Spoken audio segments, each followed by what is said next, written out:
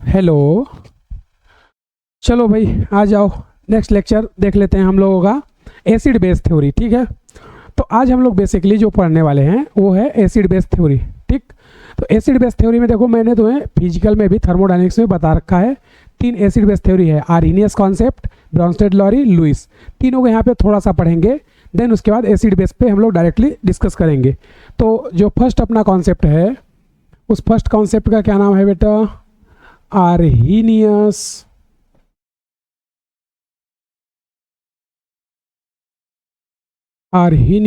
Concept. अब इस Arrhenius concept की अगर बात करें तो आर्हेनियस कॉन्सेप्ट में हमारा बेसिकली आर्हेनियस, एक मिनट रुक जाओ, कोई दिक्कत नहीं है। आर्हेनियस कॉन्सेप्ट, ठीक है। तो आर्हेनियस कॉन्सेप्ट जो है मैंने तुम्हें बताया था, Arrhenius concept applicable only and only aqueous solution, मतलब जब तक एक्वस सॉल्यूशन ना हो आर्हेनियस कॉन्सेप्ट एप्लीकेबल नहीं होता है। तो आर्हेनियस जो कॉन्सेप्ट है वो क्या बोलता है? ये बोलता है acid which can donate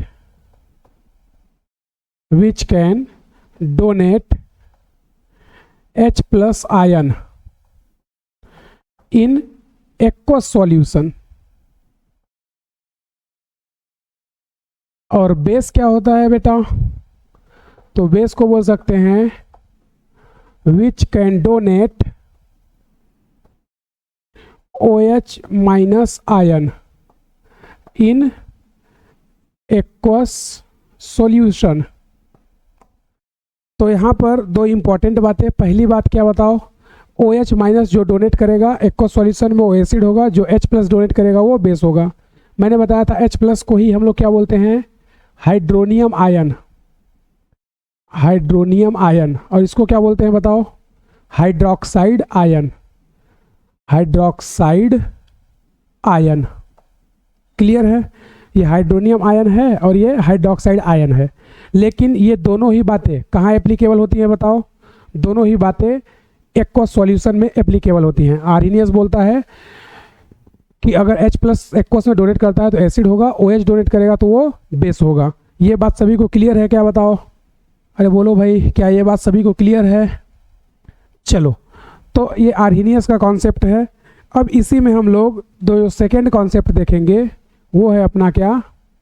Bronsted Lowry concept.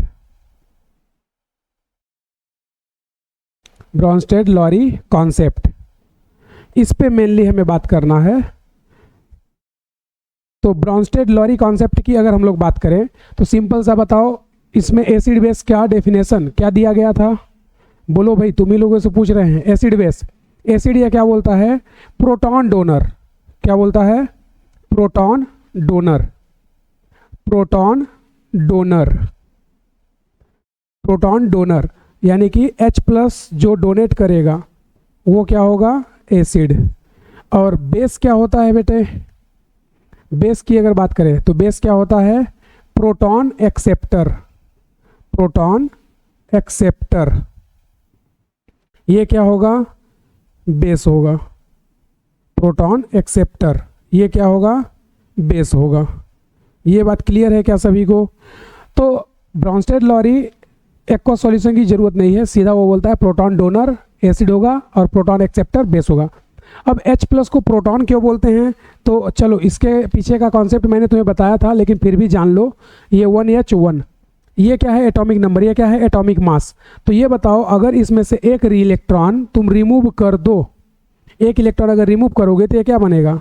ये बन जाएगा 1H1 और इस पे आ जाएगा प्लस। इसका मतलब अब इसके पास सिर्फ क्या है? प्रोटॉन है। प्रोटॉन कितना है बेटा? एक। इलेक्ट्रॉन कितना है इसके पास? 0। न्यूट्रॉन कितना है? 0। लेकिन इसके पास बताओ प्रोटॉन कितना था? इसके पास प्रोटॉन एक था, इलेक्ट्रॉन एक था और न्यूट्रॉन 0। तो पहले इसके पास प्रोटॉन एक थे, इलेक्ट्रॉन भी एक था, न्यूट्रॉन नहीं था। अब प्रोटॉन एक है, इलेक्ट्रॉन हमने रिमूव कर दिया, तो अब जो H प्लस बना है इसका एटॉमिक मास तो एक ही होगा और एटॉमिक नंबर भी एक ही होगा, लेकिन इसके पास इलेक्ट्रॉन अब नहीं है। अब इसके पास सिर्फ क्या बचा है, प्रोटॉन, इसलिए H प्लस को हम लोग क्या बोलते हैं, प्रोटॉन। क्या ये बात सभी को क्लियर है क्या? बोलो भाई, क्या ये बात सभी को क्लियर है? अगर ये बात सभी को क्लियर है तो अब यहाँ पर एक एग्जाम्पल लेकर के हम लोग समझ लेते हैं, ठीक है। एक एग्जाम्पल लेते हैं और समझते हैं। जैसे मान लो अपने पास ये इस टाइप से HA ऐसा कुछ है अपने पास, ठीक है। और यहाँ पे हमने जो HA लिया है ये हमारा क्या है, एसिड। ये क्या है बताओ, एसिड। और साथ में हमने यहाँ पे B ले लिया, ये क्या है बताओ, बेस। अब इन दोनों का रिएक्शन कहाँ होगा, इक्विलिब्रियम पर। तो अब ये एसिड बेस रिएक्शन होगा तो यहाँ से क्या बन जाएगा बताओ, यहाँ से बनेगा H प्लस और B माइनस, यानी कि ओवरऑल तुम चाहो तो इसको ऐसे बना लो, कोई दिक्कत नहीं है, BH प्लस A माइनस, ये इस टाइप से बन जाएगा। और इसमें इसके पास क्या आएगा बताओ, माइनस, और इसके पास क्या आएगा, प्लस। ऐसे कर लो।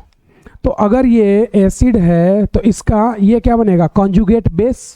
तो इसको हम लोग क्या बोल सकते हैं, ये है इसका कॉन्जुगेट बेस, कॉन्जुगेट बेस।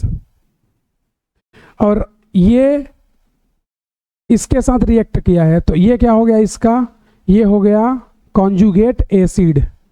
ये क्या हो गया, कॉन्जुगेट एसिड। ये क्या हो जाएगा, कॉन्जुगेट एसिड। तो एसिड का क्या बनता है, कॉन्जुगेट बेस। बेस का क्या बनता है, कॉन्जुगेट एसिड। तो यहाँ पर हमने तुम्हें यह भी बताया था कि अगर स्ट्रॉन्ग एसिड है तो उसका कॉन्जुगेट क्या होगा, वीक।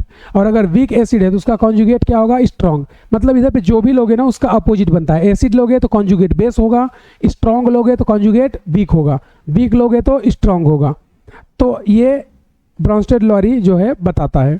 अब जैसे इसी पर हम लोग एक एग्जाम्पल ले लें, सपोज दैट कि हमने ले लिया यहाँ पर मान लो HCl, ठीक है भाई।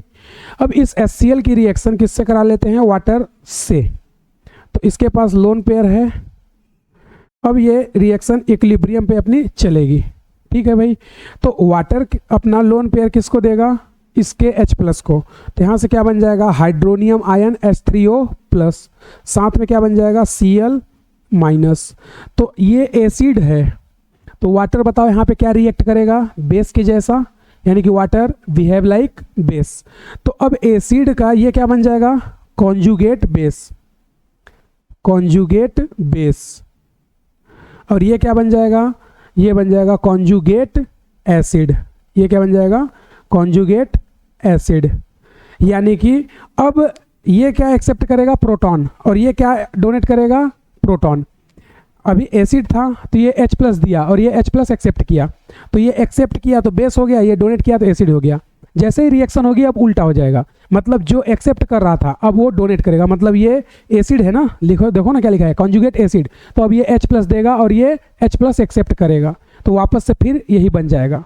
अरे समझा क्या, बोलो भाई, ये बात क्लियर है क्या? तो ये इस तरह से ब्रॉन्स्टेड लॉरी ने अपने कॉन्सेप्ट को बताया था। तो हम लोग यहाँ पर कुछ क्वेश्चन करेंगे जहाँ पर कॉन्जुगेट एसिड और कॉन्जुगेट बेस का फॉर्मेशन करेंगे कि कैसे कॉन्जुगेट एसिड या बेस का फॉर्मेशन होता है। तो चलो इसको जल्दी से सभी लोग नोट करो, देन उसके बाद हम आगे की ओर चलते हैं।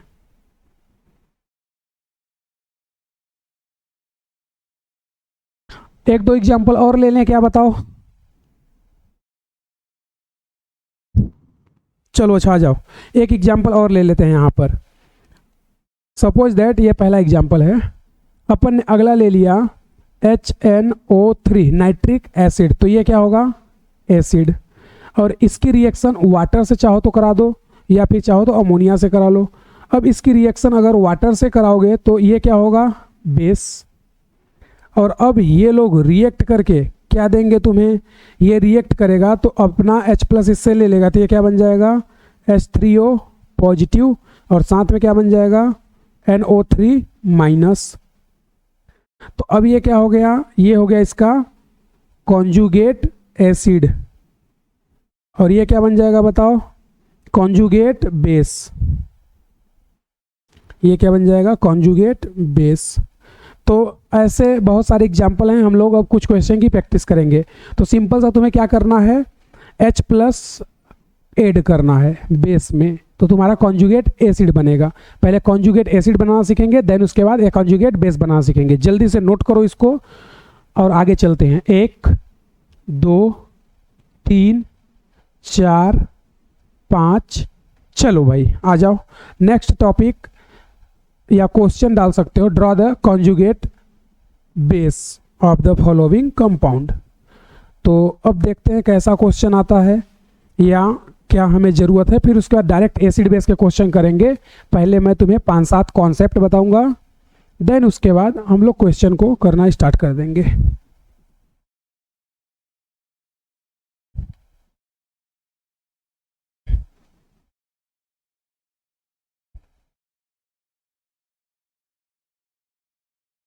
चलो भाई आ जाओ। देखना, अब यहाँ पर हमने एक क्वेश्चन लिख लिया। क्या क्वेश्चन है? Draw the conjugate base, draw the conjugate base, ये अपना क्वेश्चन है। ठीक है भाई, तो करना क्या है? कॉन्जुगेट बेस बनाना है ना। तो बेस क्या होता है? H+ या प्रोटॉन एक्सेप्टर। तो तुम्हें सिंपल सा H+ ऐड करना है, समझे भाई? कॉन्जुगेट बेस बनाना है ना, तो कॉन्जुगेट बेस कॉन्जुगेट बेस बनाना है तो H+ रिमूव करना होगा ना, क्योंकि एसिड का क्या बनता है? Conjugate base. तो H+ रिमूव करना होगा। यहाँ पे मैं लिख दे रहा हूँ शॉर्ट में ताकि तुम्हें पता रहे। यहाँ पे क्या करोगे? H+ रिमूव, H+ रिमूव करना है, बस काम खत्म। आ जाओ, यहाँ पर कुछ क्वेश्चन लिख लेते हैं। जैसे मान लो अपने पास फर्स्ट नंबर है H2O, इसका तुम्हें बताना है कॉन्जुगेट बेस क्या बनेगा। ठीक है भाई, करना क्या है? H+ रिमूव करो, जो बनेगा वो क्या बन जाएगा? Conjugate base. उसी तरह मान लो यहाँ पे ले लेते हैं हम लोग HCl, देन यहाँ पे ले लेते हैं हम लोग अमोनिया, देन यहाँ पे हम लोग ले लेते हैं क्या? मेथिल एल्कोहल, देन यहाँ पे हम लोग ले लेते हैं क्या? HF, देन यहाँ पे हम लोग क्या ले लेते हैं? फिनॉल PHOH, देन यहाँ पे हम लोग क्या ले लेते हैं? HI,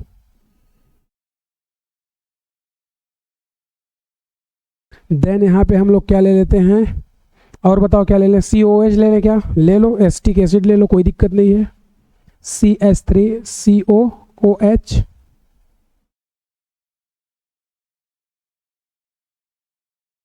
और बताओ क्या ले लें? NH4 ले लेते हैं, ये ले लो। यहाँ पे 9 ही करते हैं जगह, NH4 प्लस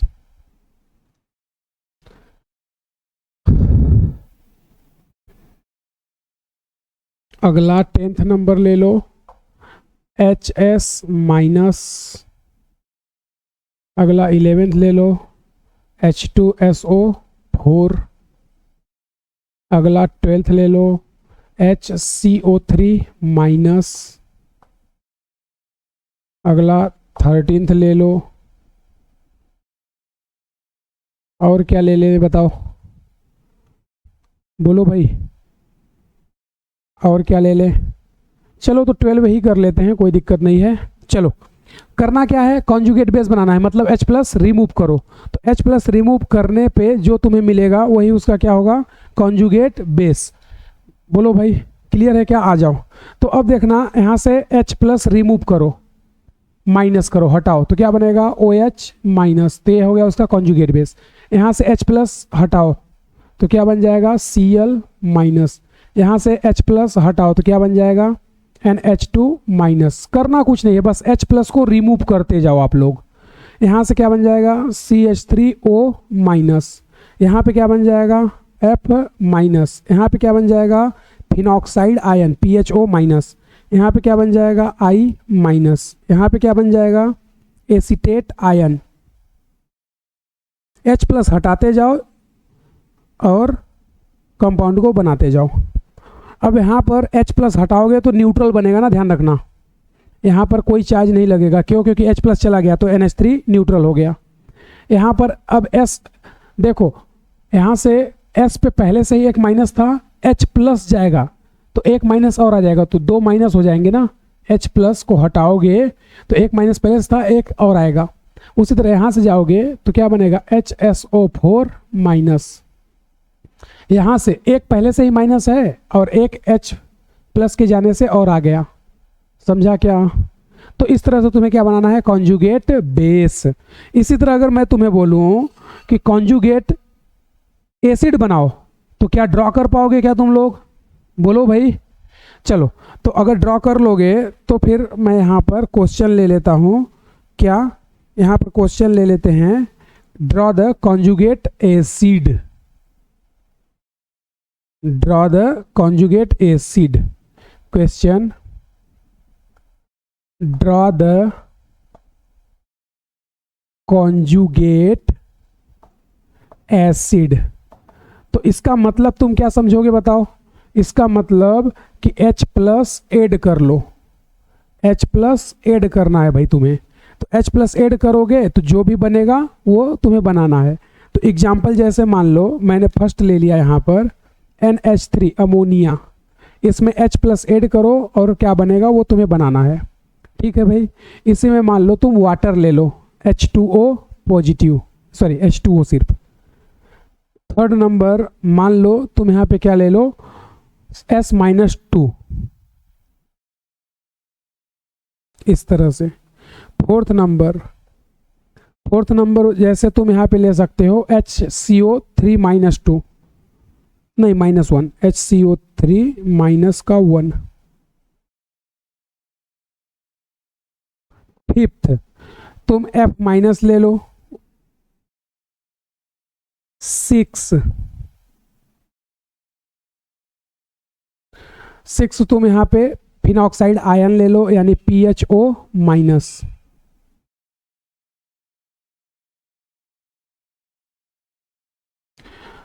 यहीं पे ले लेते हैं सेवेंथ नंबर, 8 नंबर। सेवेंथ में तुम ले लो OH माइनस। 10th में तुम क्या ले, सॉरी 8th में तुम ले लो यहाँ पर CH3COO माइनस।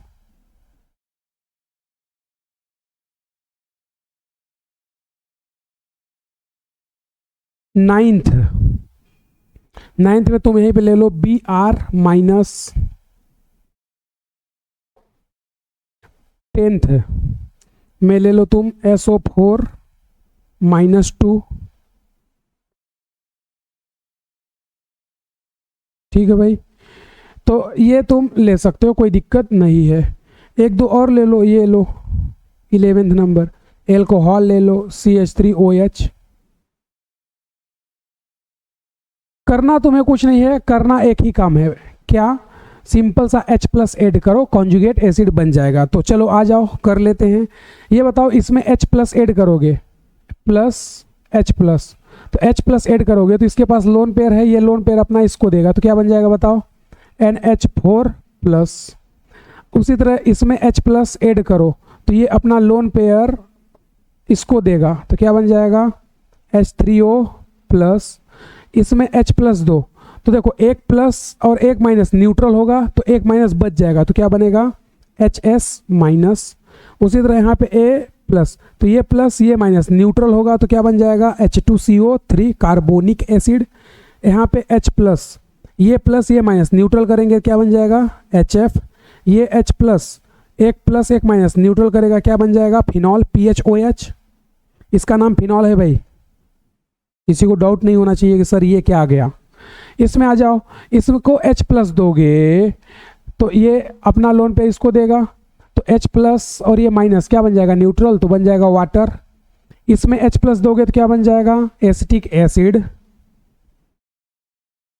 इसमें H प्लस दोगे तो बताओ क्या हो जाएगा, ये इसको देगा तो क्या बन जाएगा, HBr। इसमें H प्लस दोगे तो बताओ एक प्लस एक माइनस क्या होगा, न्यूट्रल, और एक माइनस एक्स्ट्रा बच जाएगा, तो लिखोगे क्या, HSO4 -1। यहाँ पे अगर H प्लस ऐड करोगे तो ऑक्सीजन अपना क्या देगा, लोन पेयर, ये लोन पेयर देगा तो ये कुछ इस टाइप से बन जाएगा। देखो CH3O, ये H और ये H, और यहाँ पे आ जाएगा ये प्लस। तो आई होप कि तुम्हें समझ में आया होगा कि कॉन्जुगेट एसिड और बेस ब्रॉन्स्टेड के अकॉर्डिंग कैसे ड्रॉ करना है। सिंपल सा, H+ अगर डोनेट कर रहे हो तो एसिड होगा, एक्सेप्ट कर रहे हो तो बेस होगा। इसका मतलब ये सभी क्या हैं, ये सभी बेस हैं। तो ये जो बनाए हो ये सब क्या होंगे, अच्छा ये तो दूसरा है, इसकी बात करते हैं। ये सब बेस हैं जो अपने H+ एक्सेप्ट कर रहे हैं, और ये सब क्या है, कॉन्जुगेट एसिड। ये सभी के सभी क्या हैं, कॉन्जुगेट एसिड। ये भी सभी क्या है, कॉन्जुगेट एसिड। ये बात सभी को क्लियर है? अगर क्लियर है तो सभी लोग जल्दी से इसको नोट करो।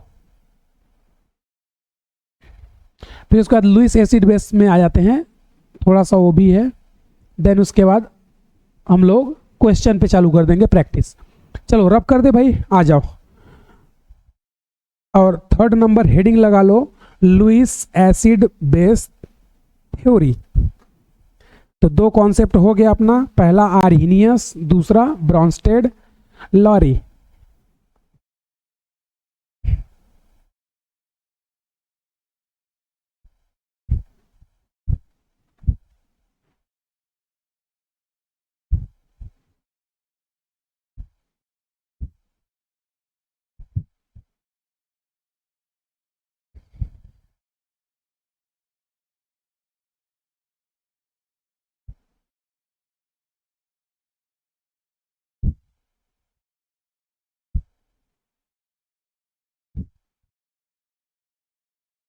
चलो भाई आ जाओ।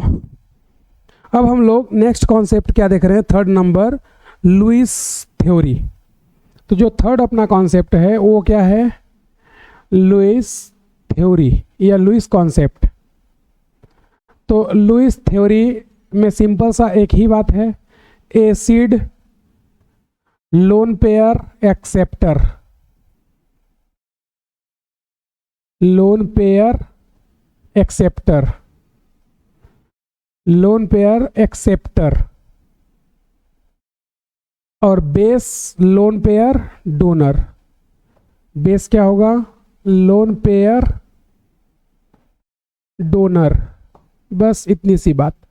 मैंने तुम्हें बताया था एसिड होने के लिए उसके पास क्या होना चाहिए, वैकेंट ऑर्बिटल, वैकेंट ऑर्बिटल होना चाहिए। वो P हो D हो हमें उससे मतलब नहीं है। बेस होने के लिए कंडीशन क्या है, लोन पेयर प्रेजेंट होना चाहिए, साथ में ऑक्टेट भी होना चाहिए, ऑक्टेट कंप्लीट। ये दोनों कंडीशन नेसेसरी है, कंपलसरी है बेस के लिए। मतलब सिर्फ लोन पेयर होने से नहीं हो सकता, ये भी होना चाहिए। मैंने तुम्हें बताया था ना, जैसे मान लो तुम्हारे पास 10,000 करोड़ रुपए है, तुमने डोनेट किया और फिर तुम गरीब हो गए, तो तुम ऐसा चाहोगे क्या, नहीं ना। तो इसका मतलब ऐसा डोनेट करना है कि हम अगर 10,000 करोड़ डोनेट कर रहे हैं तो हमारे पास 20,000 करोड़ आ जाए, या 20,000 ना आए तो 10,000 करोड़ तो आ ही जाए। अरे समझा क्या। तो बेस होने के लिए इंपॉर्टेंट क्या है, ऑक्टेट कंप्लीट रहे, लोन पेयर अवेलेबल हो। यानी कि सिर्फ 10,000 करोड़ होने से मतलब नहीं है, मन में ये तसल्ली होनी चाहिए कि हाँ दान कर सकते हैं। समझा क्या। तो ये लुईस एसिड बेस कॉन्सेप्ट है। अब जैसे मान लो एक एग्जाम्पल ले लेते हैं यहाँ पर, ये एक है A+ और एक है यहाँ पे B-। तो इसके पास लोन पेयर है और ऑक्टेट इसका कंप्लीट है, ऐसा मान लेते हैं, ऑक्टेट कंप्लीट। और इसके पास वैकेंट ऑर्बिटल है, वैकेंट ऑर्बिटल। तो ये अपना लोन पेयर इसको दे देगा और यहाँ से क्या बन जाएगा, इस टाइप से। तो ये लोन पेयर डोनेट कर रहा है तो ये बेस है, ये एक्सेप्ट कर रहा है तो ये एसिड है। अरे समझे क्या। तो इसी को हम लोग क्या बोलेंगे, La लुईस एसिड। इसको क्या बोलेंगे, Lb लुईस बेस। समझा क्या। Lone pair acceptor Lewis acid, lone pair donor Lewis base. ये लुईस एसिड बेस का कॉन्सेप्ट है। ये बात सभी को क्लियर है क्या भाई। अरे हाँ ना बोलो यार। और एग्जाम्पल ले लें क्या, कोई दिक्कत नहीं है। ये लो एक एग्जाम्पल और ले लेते हैं। 2nd नंबर, जैसे मान लो अपने पास है ये AlCl3, और इसके पास वेकेंट ऑर्बिटल होता है, इस टाइप से वेकेंट डी भी होता है इसके पास। और इसकी रिएक्शन हम लोग करा ले रहे हैं अमोनिया से, ठीक है। तो अमोनिया के पास क्या होता है, लोन पेयर, तो ये अपने लोन पेयर इसके वेकेंट ऑर्बिटल में दे देगा। तो बनेगा क्या, यहाँ से जो बनेगा वो होगा 3 हाइड्रोजन इधर पे और ये इस टाइप से, और यहाँ पे ये एल्यूमिनियम, इधर पे 3 क्लोरीन, इसके पास आ जाएगा माइनस और ये दे रहा है तो इसका आ जाएगा प्लस। तो ये क्या हो गया, लुईस बेस, और ये एक्सेप्ट कर रहा है तो लुईस एसिड। अरे समझा क्या। उसी तरह तीसरा देखना, जैसे 3rd नंबर, ऐसे मान लो अपने पास पिरीडीन है और इस पिरीडीन की रिएक्शन तुम किससे करा दो, BF3 से, बोरॉन ट्राइफ्लोराइड से। तो BF3 इसके पास वेकेंट p ऑर्बिटल होता है इस टाइप से, तो ये अपने लोन पेयर को इसके वेकेंट ऑर्बिटल में दे देगा। तो क्या बन जाएगा बताओ, ये इस टाइप से बन जाएगा।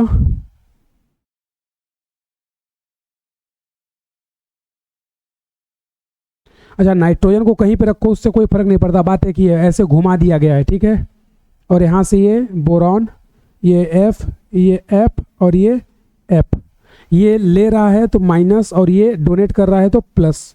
ये क्या हो गया, तुम्हारा एक्सेप्टर है ना, तो ये हो गया लुईस एसिड, और ये डोनर है तो ये क्या हो गया, लुईस बेस। तो इस तरह से अपना लुईस एसिड बेस कॉन्सेप्ट काम करता है, समझे क्या। अरे बोलो भाई। चलो, तो ये सब बातें अपनी हो चुकी हैं। अब यहाँ पे इम्पॉर्टेंट कॉन्सेप्ट सिंपल सा, जैसे मान लो अपने पास एक एसिड है HA, इसको ब्रेक किए तो क्या बना, H plus plus A minus, यही बनेगा भाई। तो ये एसिड है, तो यहाँ से इसके लिए ionization constant of acid Ka लिखेंगे तो क्या लिखेंगे, प्रोडक्ट बाई रिएक्टेंट, यानी कि H प्लस और A माइनस, इंडक्टिव में बता चुके हैं, डिवाइड रिएक्टेंट HA। तो सिंपल सा बताओ, अगर रिएक्शन फॉरवर्ड जा रही है, फॉरवर्ड, तो फॉरवर्ड जाने का मतलब H प्लस हमें ज़्यादा मिलेगा और ये भी ज़्यादा मिलेगा। तो जितना ज़्यादा H प्लस मिलेगा, एसिडिक स्ट्रेंथ या एसिडिक कंसंट्रेशन उतना ही ज़्यादा होगा। तो यहाँ से हम लोग क्या ऐसा बोल सकते हैं कि रिएक्शन कहाँ जा रही है, फॉरवर्ड डायरेक्शन में। रिएक्शन कहाँ जाएगी बेटे, फॉरवर्ड डायरेक्शन में। रिएक्शन फॉरवर्ड डायरेक्शन में जाएगी, ठीक है भाई।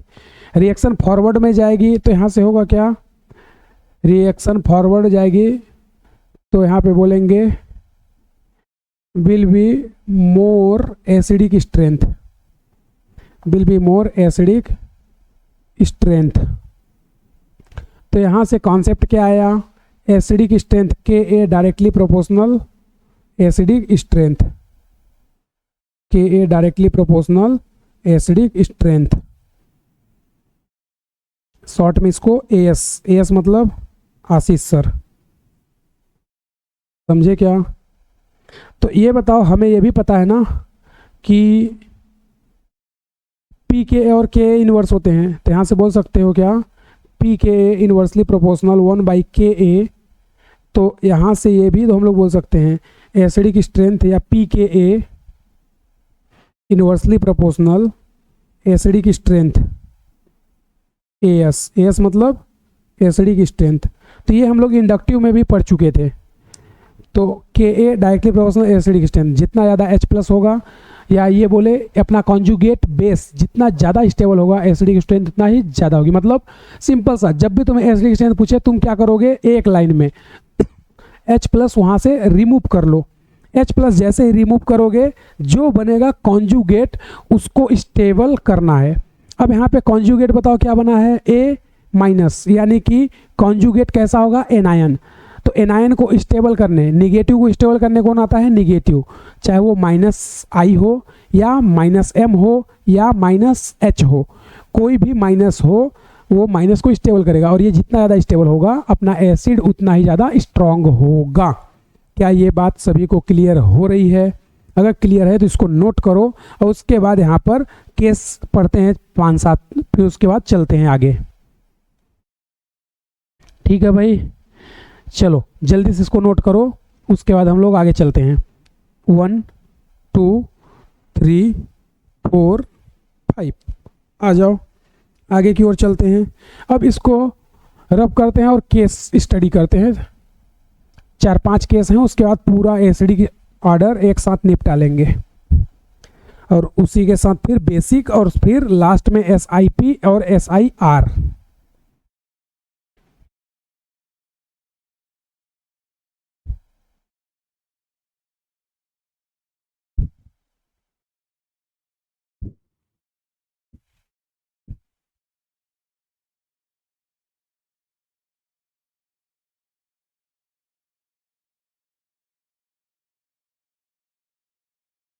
चलो भाई आ जाओ। अब यहाँ पे हम लोग फर्स्ट केस देख रहे हैं। केस फर्स्ट, केस फर्स्ट क्या है? केस फर्स्ट है एसिडिक स्ट्रेंथ, यानी कि AS डायरेक्टली प्रोपोर्शनल होगा -m के -h के -i के, और इन्वर्सली होगा +m के +h के और +i के। क्यों? क्योंकि अपना बना क्या था वहाँ पे, एनायन बना था ना, तो एनायन को स्टेबल करने कौन आएगा? माइनस। तो यहाँ पर सिंपल सा हम लोग क्या बोलेंगे, acidic strength AS directly proportional -m -h -i, inversely होगा +k। तो यहाँ पर 1-2 एग्जाम्पल देखते हैं। जैसे मान लो एग्जाम्पल में हमने यहाँ पर एक लिया नंबर फर्स्ट एल्कोहल, हमने ले लिया CH3 CH2 CH2OH, और यहीं पे एक एल्कोहल लिया क्या, CH3 CH CH3 और ये OH। यहीं पे एक एल्कोहल और ले लेते हैं ना, CH3 CH3OH। तो बताओ ये क्या है? 1 डिग्री एल्कोहल। बताओ ये क्या है? 2 डिग्री एल्कोहल। बताओ ये क्या है? 3 डिग्री एल्कोहल। इस तरह से चीज़ें चल रही हैं। तो यहाँ पे हमारा कॉन्सेप्ट क्या बोलता है कि H+ हटाओ और कॉन्जुगेट को स्टेबल बनाओ। तो यहाँ से H+ हटाओगे तो क्या आएगा? माइनस।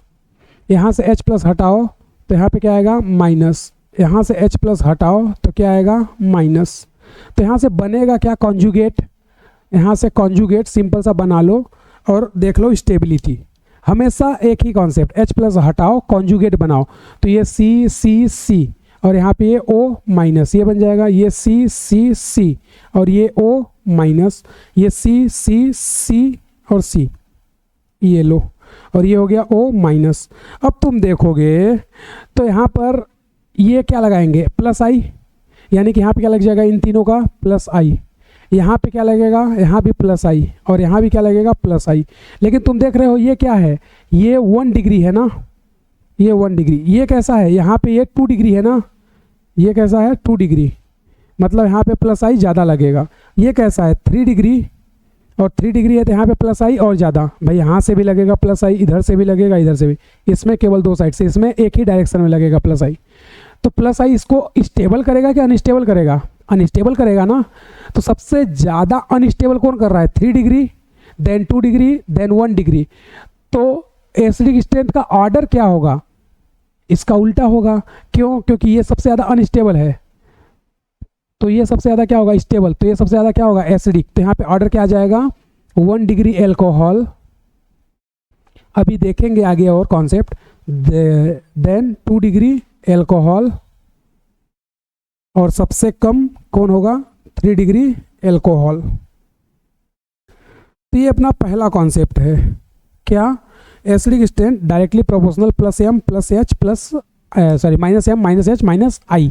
ये पहला कॉन्सेप्ट है। तो इसको सभी लोग नोट करो। फिर तुम्हें इसमें एक स्पेशल पॉइंट बता रहे हैं कि हैलोजन जो भी होते हैं ना वो सब रिवर्स हाइपर कॉन्जुगेशन या -H लगाते हैं। एक आध क्वेश्चन उस पर किए थे लेकिन बताए नहीं थे रीजन क्यों, अब बताएंगे। तो चलो जल्दी इसको नोट करो, 1 2 3 4 5। चलो भाई आ जाओ। अब अगला इसी में केस फर्स्ट ही है, मैं तुम्हें स्पेशल पॉइंट नंबर 12 बता रहा, शायद 11 तक बता चुका हूँ स्पेशल पॉइंट। तो अगर नंबर आगे पीछे होगा तुम अपने हिसाब से स्पेशल पॉइंट डाल लेना। चलो यहाँ पे स्पेशल पॉइंट जो है वो मैं तुम्हें समझा रहा हूँ क्या है। अपना जो स्पेशल पॉइंट है 12 नंबर, स्पेशल पॉइंट 12, यहाँ पे जैसे मान लो अपने पास ये बेंजीन रिंग है, ठीक है भाई, और इस बेंजीन रिंग में क्या है बताओ, पाई, इस तरह से, और इसके पास ये कार्बन, ये हाइड्रोजन और ये हाइड्रोजन। उसी तरह यहाँ पे हमने एक बेंजीन रिंग लिया और यहाँ पर हैलोजन लगा लेते हैं। ये हैलोजन हैलोजन हैलोजन, कोई भी हैलोजन हो सकता है, कोई दिक्कत नहीं है। तो इसका हाइपर कॉन्जुगेशन कैसे होगा बताओ। यहाँ पर ये sp3 है ना, तो 3 अल्फा H हैं इसके पास, तो यहाँ पर क्या लगेगा +H इफेक्ट, और इसका हाइपर कॉन्जुगेशन कराओगे तो हाइपर कॉन्जुगेशन में याद करो ये क्या होता है, ये वाला बॉन्ड ये अपने बॉन्ड को इसको दे देता है और ये H+ के रूप में चला जाएगा, तो यहाँ पे क्या आ जाएगा माइनस। तो इसका जो हाइपर कॉन्जुगेटिंग स्ट्रक्चर आता है वो क्या आता है बताओ, वो हाइपर कॉन्जुगेटिंग स्ट्रक्चर कुछ इस टाइप से हो जाता है, CH और ये माइनस, ये ऐसे और ये ऐसे। जब ये यहाँ देगा तो ये निकल करके यहाँ आ जाएगा, तो इसका अगला स्ट्रक्चर कुछ इस टाइप से बन जाएगा। देखो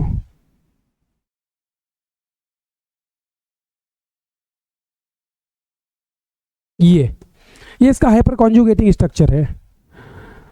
इसमें अब देखोगे तो क्लोरीन क्या होता है ना, क्लोरीन अपना बॉन्ड ब्रेक करके ले जाता है क्योंकि इसका EN ज़्यादा है, तो ये यहाँ से जाएगा तो क्लोरीन क्या लेके जाएगा माइनस, तो इसको क्या देगा प्लस, और प्लस देगा तो ये रिजोनेंस करके यहाँ बाहर आ जाएगा ना, तो यहाँ पे क्या आ जाएगा प्लस। तो इसका हाइपर कॉन्जुगेटिंग स्ट्रक्चर ये बन जाएगा, यानी कि ये यहाँ पर डबल बॉन्ड Cl और यहाँ पे क्या आ गया प्लस। तो इसका मतलब तुम समझ रहे हो, इसका मतलब क्या हुआ कि जब हाइपर कॉन्जुगेशन होता है तो इलेक्ट्रॉन रिंग के अंदर आते हैं, यानी कि इलेक्ट्रॉन डेंसिटी इंक्रीज करते हैं, जबकि क्लोरीन आता है तो ये इलेक्ट्रॉन को रिंग से बाहर लेके चला जाता है ड्यू टू मोर EN, और बेस्ट लिविंग ग्रुप होता है। क्या होता है लिविंग ग्रुप आगे समझेंगे। तो यहाँ पे रिंग का इलेक्ट्रॉन बाहर चला गया तो इलेक्ट्रॉन डेंसिटी क्या हो गई, डिक्रीज हो गई ना, और इलेक्ट्रॉन डेंसिटी डिक्रीज हो गई और यहाँ पे इंक्रीज हो गई, तो ये इलेक्ट्रॉन डेंसिटी को बढ़ा रहा है। तो इलेक्ट्रॉन डेंसिटी जो भी इंक्रीज करता है वो या तो +M होता है या +H या +I, लेकिन यहाँ पे रिजोनेंस हो रहा है तो यहाँ पे क्या होगा हाइपर कॉन्जुगेशन के थ्रू हो रहा है, इसलिए इसको क्या बोलते हैं +H इफेक्ट। यहाँ पर ये इलेक्ट्रॉन डेंसिटी को डिक्रीज कर रहा है, तो डिक्रीज करता है जो वो क्या होता है -M -H -I, तो यहाँ पे रिजोनेंस के कारण हो रहा है, हैलोजन लगा रहा है, इसलिए इसको क्या बोलते हैं रिवर्स हाइपर कॉन्जुगेशन या -H इफेक्ट। तो यहाँ पर क्या बोलेंगे आल हैलोजन, कोई भी हैलोजन हो, आल हैलोजन क्या शो करते हैं -H इफेक्ट, -H इफेक्ट बोल दो, या इसी को तुम क्या बोल दो रिवर्स हाइपर कॉन्जुगेशन, इसी को क्या बोलते हैं reverse hyper conjugation, reverse hyper conjugation. ठीक है भाई, दोनों बातें की है। सभी halogen fluorine chlorine bromine iodine कोई भी हो सभी रिवर्स हाइपर कॉन्जुगेशन लगाते हैं। सारे हाइड्रोजन ये सब क्या होते हैं +H, तो केवल हैलोजन -H लगाता है। तो ये तुम्हें ध्यान रखना स्पेशल पॉइंट में कि रिवर्स हाइपर कॉन्जुगेशन या -H हैलोजन शो करते हैं, बाकी सभी +H ही शो करेंगे अगर करते हैं तो, अदरवाइज नहीं भी करेंगे। तो मतलब रिवर्स हाइपर कॉन्जुगेशन क्या था ये मुझे तुम्हें बताना था।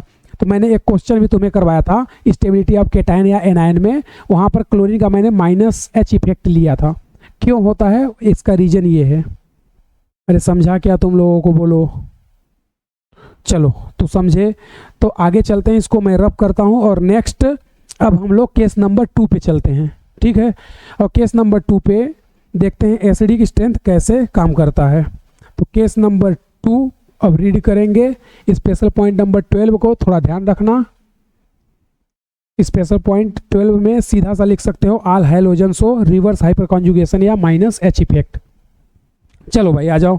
अब यहाँ पर देखो मैं क्या कर रहा, केस नंबर 2 ले रहा हूँ। पहला केस क्या था, plus M plus H plus I, sorry minus M minus H minus I. Case 2 क्या बोलता है, केस 2 है अपना d orbital resonance. D orbital resonance मतलब याद करो मैंने तुम्हें रिजोनेंस के 7 कंडीशन बताए थे। क्या क्या बताओ, pi single pi, pi single lone pair, pi single negative, pi single positive, pi single free radical, lone pair और वेकेंट ऑर्बिटल एडजेसेंट कंडीशन जिसको बोलते थे पी पाई पी पाई, और लास्ट 7th वाला क्या था, वेकेंट डी ऑर्बिटल। तो वेकेंट डी ऑर्बिटल रिजोनेंस कैसे होता है उसी को मैं तुम्हें यहाँ पे एक्सप्लेन कर रहा हूँ, और उससे एसिडिक स्ट्रेंथ पे क्या इम्पैक्ट पड़ता है वो भी हम लोग डिस्कस कर रहे हैं। तो यहाँ पर सिंपल सा एक एग्जाम्पल से मैं तुम्हें बताना चाहता हूँ, सब इसको समझना। जैसे मैंने ले लिया CHF3 और यहाँ पे ले लिया मैंने CHCl3, फ्लोरोफॉर्म और क्लोरोफॉर्म। इन दोनों में हमसे पूछ रहा है विच मॉलिक्यूल या कंपाउंड इज मोर एसिडिक। तो ये दोनों कंपाउंड हैं। हमारा कॉन्सेप्ट क्या बोलता है, कॉन्सेप्ट बोलता है कि H प्लस रिमूव करो और इसका क्या बना दो, hyper conjugative sorry conjugate base बना लो। तो यहाँ से H हटाओगे, H प्लस रिमूव कर लो तो क्या बन जाएगा CF3 माइनस, और यहाँ से अगर H प्लस हटाओगे तो क्या बन जाएगा CCl3 माइनस। अब यहाँ पर देखोगे तो वेकेंट ऑर्बिटल नहीं होता, यहाँ पर वेकेंट ऑर्बिटल एब्सेंट होता है। लेकिन क्लोरीन के पास वेकेंट डी ऑर्बिटल होता है, वेकेंट डी ऑर्बिटल प्रेजेंट किसके पास, क्लोरीन के पास, vacant d orbital present in chlorine. और क्लोरीन 3rd पीरियड का है ना, क्लोरीन 3rd पीरियड का है, ध्यान रखना। तो 3rd पीरियड वालों के पास तो डी होता है ना वेकेंट, 2nd पीरियड वालों के पास नहीं होता, या तो पी होगा या तो होगा ही नहीं, लेकिन 3rd पीरियड। तो अब यहाँ पर देखो होता क्या है, ये अपन ने ले लिया कार्बन, ये क्लोरीन, ये क्लोरीन और ये क्लोरीन, और इसके पास नेगेटिव चार्ज। तो वेकेंट डी ऑर्बिटल है, तो डी ऑर्बिटल ऐसे होता है ना डबल डम्बल इस तरह से। तो ये क्या कर लेंगे, ऐसे ओवरलैप कर लेंगे यानी रिजोनेंस कर लेंगे। तो यहाँ पे क्या आ जाएगा, डबल बॉन्ड कैरेक्टर, यहाँ पे इस तरह से ऐसे पाई बॉन्ड आ जाएगा। तो जो इसका hyper conjugation sorry resonating structure बनेगी वो क्या बनेगी, C डबल बॉन्ड Cl और ये Cl, इस टाइप से कुछ बन जाएगा। तो यहाँ पर देखोगे तो रिजोनेंस हुआ है, क्या हुआ है, रिजोनेंस। तो इसी को हम लोग बोलते हैं कि जो यहाँ पे कार्ब एनायन है वो रिजोनेंस के द्वारा स्टेबलाइज हो रहा है, और रिजोनेंस के थ्रू स्टेबलाइज हो रहा है। तो यहाँ पर हम लोग बोल सकते हैं chloroform is more acidic than fluoroform. अगर वैसे आंसर देते -I इफेक्ट से, तो ये बताओ -I का ऑर्डर क्या होता है, सबसे ज़्यादा फ्लोरीन, देन उसके बाद क्लोरीन, फिर ब्रोमीन, फिर आयोडीन। तो आंसर तुम्हारा आता first is more acidic than second, but answer गलत होता। यहाँ पर करेक्ट आंसर क्या होगा, chloroform is more acidic than fluoroform. Reason due to vacant d orbital resonance. तो यही होता है वेकेंट डी ऑर्बिटल रिजोनेंस, यानी कि वेकेंट डी है और वहाँ पे एनायन वगैरह लोन पेयर है, मतलब एनायन या लोन पेयर हो तो रिजोनेंस हो जाएगा। इसी कंडीशन को हम लोग क्या बोलते हैं, वेकेंट डी ऑर्बिटल रिजोनेंस। तो यहाँ पर H प्लस निकल लेगा इस तरह से, और इसका कॉन्जुगेट। तो हमेशा करना क्या है, जब भी तुम्हें एसिडिक ऑर्डर देगा एक ही काम करना है, क्या, H प्लस रिमूव करो और उसके बाद कॉन्जुगेट को स्टेबल करो। कौन करेगा, -M -H -I। अरे समझा क्या, चलो तो ये बात तुम्हें क्लियर है। इसी में एक आध दो और एग्जाम्पल डिस्कस कर लें क्या, बोलो भाई। अब एक एग्जाम्पल और आ जाओ डिस्कस कर लेते हैं। जैसे सपोज दैट हमने यहाँ पर ले लिया इस टाइप से, और यहाँ पे ले लिया फ्लोरीन, और इसको फिनॉल, और यहाँ पे मैंने ले लिया क्लोरीन, तो इसको बोलेंगे पैराक्लोरोफिनॉल और इसको बोलेंगे पैराफ्लोरोफिनॉल। तो ये पैराफ्लोरोफिनॉल है, ये क्लोरोफिनॉल है। नाम याद रखना, नाम से कई बार क्वेश्चन आते हैं। तो इसका नाम क्या होगा? पैराफ्लोरोफिनॉल। इसका नाम है पैराक्लोरोफिनॉल। तो हमारा पहला काम क्या होगा बताओ? H+ रिमूव करो और कॉन्जुगेट करो। तो H+ इसका हटाओ, ये आ जाएगा माइनस, यहाँ से H+ हटाओ, क्या आ जाएगा? माइनस। H+ हटाओ, माइनस लगाओ, और जैसे ही H+ हटाओगे, यहाँ पे माइनस लगाओगे, तो अब इनका जो हाइपर कॉन्जुगेटिंग बनेगा, मैं इसको देखो ऐसे कर देता हूँ ताकि तुम्हें इसका हाइपर कॉन्जुगेटिंग स्ट्रक्चर बना के दिखा सकूँ इस तरह से। तो अब देखोगे तो ये बताओ मुझे सभी लोग कि जब ये माइनस यहाँ देगा, ये कहाँ जाएगा? यहाँ आएगा, तो ये यहाँ आएगा। लेकिन ये बताओ मुझे, क्या इसके पास वैकेंट d ऑर्बिटल है क्या? नहीं है ना। तो मतलब इसका निगेटिव चार्ज इसके साथ रेजोनेंस नहीं करेगा, आपस में इनमें रेजोनेंस चलेगा इस पाई में, लेकिन ये निगेटिव का इम्पैक्ट इस फ्लोरीन पे नहीं जाएगा। इसके पास आओगे तो ये यहाँ देगा, तो ये यहाँ आ जाएगा, तो ये यहाँ आएगा, और यहाँ से ये यहाँ चला जाएगा। मतलब मैं तुम्हें ये बताना चाहता हूँ कि जब इसका तुम रिजोनेटिंग स्ट्रक्चर बनाओगे ना, तो देखो रिजोनेटिंग स्ट्रक्चर इसका क्या बनेगा? इसका रिजोनेटिंग स्ट्रक्चर ये बन जाएगा, ये O, और यहाँ से ये अपना लोन पेयर देगा, तो ये आ जाएगा यहाँ पे ऐसे डबल बॉन्ड, और ये आ जाएगा यहाँ, और ये आ जाएगा यहाँ, और ये ऐसे, और ये क्लोरीन। या इसको ऐसे कर लेते हैं, ज़्यादा तुम्हें अच्छे से समझ आएगा। अब इसके पास क्या है बताओ? वैकेंट d ऑर्बिटल इस टाइप से,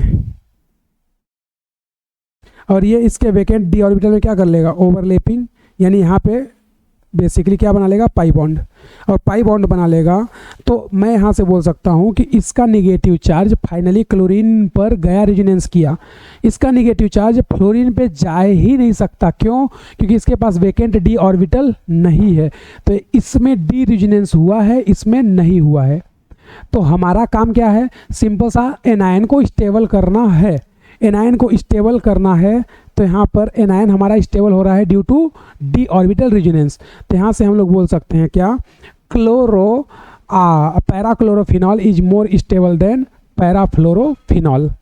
समझे भाई? तो ये एसिडिक स्ट्रेंथ का ऑर्डर हो गया। क्या ये बात सभी को क्लियर है? बताओ, अरे बोलो भाई, क्लियर है? चलो तो इसको जल्दी से नोट करो, फिर उसके बाद अगले क्वेश्चन में देखते हैं क्या हो रहा है। मतलब ये मत सोच लेना कि वैकेंट d है तो वैकेंट d है तो रेजोनेंस होगा, नहीं। अभी एक आध दो क्वेश्चन करेंगे जिसमें वैकेंट d तो है लेकिन रेजोनेंस नहीं हो रहा, तो हमें ये चेक करना पड़ेगा। चलो रफ कर दे, आ जाओ। अब एग्जाम्पल नंबर 3 में डिस्कस करते हैं। मतलब सिर्फ वैकेंट d ऑर्बिटल होने से मतलब नहीं है, रेजोनेंस कर रहा है कि नहीं ये भी चेक करना पड़ेगा तुम्हें। तो वैकेंट d ऑर्बिटल होना इंपॉर्टेंट नहीं है, रेजोनेंस हो रहा है या नहीं ये इंपॉर्टेंट है। तो चलो आ जाओ, अगला कॉन्सेप्ट हम लोग देखते हैं। क्या अगला कॉन्सेप्ट है अपने पास? एग्जाम्पल नंबर 3 में जैसे मान लो अपने पास है CCl3 और इधर पे है COOH। इसको बोलते हैं trichloro acidic acid, trichloro acetic acid. और यहीं पे ले रहे हैं CF3COOH। इसका नाम है ट्राइफ्लोरो एसिटिक एसिड। ठीक है भाई। तो अब देखोगे तो हमारा कॉन्सेप्ट क्या बोलता है कि H+ को हटाओ और कॉन्जुगेट बेस की स्टेबिलिटी चेक करो। तो ये देखोगे तो ये कुछ इस टाइप से बनेगा, CCl Cl Cl और ये C डबल बॉन्ड O और ये O। ठीक है भाई। इसका क्या बनेगा? CF F और ये F। C double bond O double bond O। अब देखोगे तुम जब इसमें रेजोनेंस कराओगे तो ये यहाँ जाएगा और यहाँ से यहाँ आ जाएगा, उसी तरह ये रेजोनेंस करेगा यहाँ से यहाँ चला जाएगा। तो वेकेंट डी है इसके पास और इसके पास नहीं है, लेकिन क्या मुझे बताओ ये एडजेसेंट कंडीशन है क्या? मतलब देखो सिंगल मतलब lone pair single single single, फिर तुम्हारे पास वेकेंट डी ऑर्बिटल है, मतलब यहाँ पे कंटिन्यू सिंगल आ रहा। या अगर मान लो यहाँ पे पाई आ गया ये रेजोनेंस करने के बाद, तो यहाँ पे क्या आ जाएगा सिंगल सिंगल फिर वेकेंट ऑर्बिटल। समझा क्या? तो वेकेंट डी है लेकिन 2 बार सिंगल थोड़ी होना है, 1 बार सिंगल हो, बहुत ज़्यादा भी सिंगल नहीं रहना है, थोड़ा सिंगल थोड़ा मिंगल, मतलब अखंड सिंगल नहीं बन जाना है तुम्हें, पहले सिंगल फिर मिंगल फिर सिंगल फिर मिंगल। ये नहीं कि सिंगल सिंगल सिंगल सिंगल बाद में होगा मिंगल मिंगल, तो ऐसा नहीं होना है तुम्हें। समझा क्या? तो इतना ज़्यादा सिंगल नहीं हो जाना है कि फिर तुम्हारे लाइफ में कुछ रहे ही ना। सिंगल कैसा होना चाहिए? अल्टरनेट। यहाँ पे अल्टरनेट नहीं होगा, तो यहाँ पर अब क्या लगेगा? अब यहाँ पर सिर्फ लगेगा क्लोरीन का -I, तो यहाँ पे -I इफेक्ट लगेगा, और यहाँ पे भी फ्लोरीन का क्या लगेगा? -I। अब -I सबसे ज़्यादा किसका होता है बताओ? फ्लोरीन का, फिर उसके बाद क्लोरीन, देन ब्रोमीन और देन आयोडीन। तो यहाँ पर डी ऑर्बिटल रेजोनेंस नहीं हुआ है। मैं तुम्हें बता रहा हूँ कहाँ होता है कहाँ नहीं होता, दोनों कंडीशन। तो एडजेसेंट होना चाहिए। अभी पिछले एग्जाम्पल में देखोगे, अगर ये कैटरीना नहीं होती, अगर इधर पे ये कैटरीना नहीं होती तो हमारा डी ऑर्बिटल रेजोनेंस हो जाता, क्योंकि एडजेसेंट हो जाता 1-2 पोजीशन। समझा क्या? अगर मैं ये कहना चाहता हूँ तुम्हें कि ये ऐसे होता, ये क्लोरीन और ये O-, तो ये डी ऑर्बिटल रेजोनेंस होता, इसको तुम डी ऑर्बिटल रेजोनेंस बोल सकते हो, क्योंकि ये एडजेसेंट या 1-2 पोजीशन है। लेकिन ये देखोगे तो यहाँ पर अगर सपोज दैट मान लो यहाँ पे पाई आ भी गया सपोज, तो पाई सिंगल सिंगल फिर वेकेंट है ना, तो इतना ज़्यादा सिंगल नहीं होना है कि लोग तुम्हें अखंड सिंगल समझ लें। समझा गया? थोड़ा सिंगल थोड़ा मिंगल, इसलिए यहाँ पर वेकेंट डी तो है लेकिन रेजोनेंस नहीं हो रहा है, हमें एडजेसेंट चाहिए। तो अब आंसर तुम -I इफेक्ट से दोगे। ठीक है भाई, रेजोनेंस हो नहीं रहा है तो -I इफेक्ट दोगे। और वैसे भी एनायन है तो तुम यहाँ पे हाइपर कॉन्जुगेशन वगैरह नहीं लगा सकते। याद करो, हाइपर कॉन्जुगेशन 3 जगह लगता है। कहाँ? Carbocation, free radical, alkyne, sorry alkene, alkyne में भी लगता है, कोई दिक्कत नहीं है, तो ये ध्यान रखना। तो हाइपर कॉन्जुगेशन लगेगा नहीं, रेजोनेंस या तो यहाँ पे -I फ्लोरीन का ज़्यादा होता है, तो इसका मतलब मैं बोल सकता हूँ trifluoroacetic acid is more acidic than trichloroacetic acid. ये बात सभी को क्लियर है क्या? रीजन क्यों? सिंपल सा, एनायन को स्टेबल कर रहा है ना भाई। ये क्या होगा? Stable anion. ये क्या होगा? स्टेबल एनायन, और वो कम स्टेबल होगा। अरे बोलो भाई। उसी तरह सपोज दैट मैं यहाँ पे 4th नंबर एग्जाम्पल ले रहा हूँ। जैसे मान लो है अपने पास CCl3 COH, इस टाइप से, या ऐसे ही कर लो Cl3 COH, ठीक है। और यहाँ पे ले लो F3COH। तो हमारा पहला कॉन्सेप्ट क्या बोलता है? H+ हटाओ और कॉन्जुगेट को स्टेबल बनाओ। तो यहाँ से H+ हटाओगे तो ये बनेगा कॉन्जुगेट, यहाँ से H+ हटाओगे तो ये बनेगा कॉन्जुगेट। तो इसका कॉन्जुगेट बन गया CCl3 और ये O-, यहाँ पे बन जाएगा F3CO-।